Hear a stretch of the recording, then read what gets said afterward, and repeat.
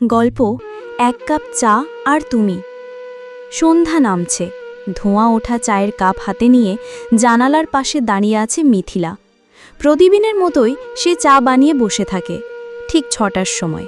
অথচ যার জন্য এই চা সে বহু আগেই হারিয়ে গেছে। 3 বছর আগে এই শহরেই পরিচয় হয়েছিল অনিকের সঙ্গে। এক বইমেলায় প্রথম দেখা, তারপর প্রতিদিনের কফি, গল্প, হাসি আর ধীরে ধীরে এক অদ্ভুত টান। অনেক বলতো, এক কাপ চা যদি 2 জন মিলে খাওয়া যায় তবে সেই চার স্বাদ কখনো শেষ হয় না। তারা স্বপ্ন বুনেছিল একসঙ্গে থাকার, কিন্তু হঠাৎ এক দুর্ঘটনায় অনেক চিরতরে চলে যায়। মিথিলা ভেঙে পড়ে, কিন্তু অনেকের রেছে যাওয়া সেই ছোট ছোট মুহূর্ত তাকে বাঁচিয়ে রাখে। আজ 3 বছর পর হঠাৎ মিথিলার ফোনে একটি অচেনা নম্বর থেকে কল আসে।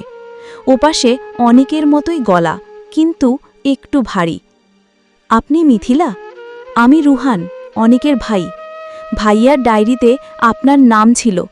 উনি যেটুকু লিখে গেছেন তা দিয়ে একটা গল্প বানাচ্ছি। আপনার কাছে কিছু জানতে চাই। মিথিলা থমকে যায়, চোখ ভিজে যায় অজান্তেই।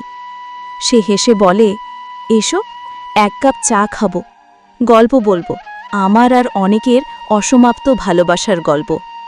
জীবন থেমে যায় না, ভালোবাসা কখনো হারিয়ে যায় না, শুধু রূপ বদলায়। ঠিক যেমন 1 কাপ চা, ঘ্রাণটা রয়ে যায়, তাপটা সময়ের সঙ্গে মিলিয়ে যায়।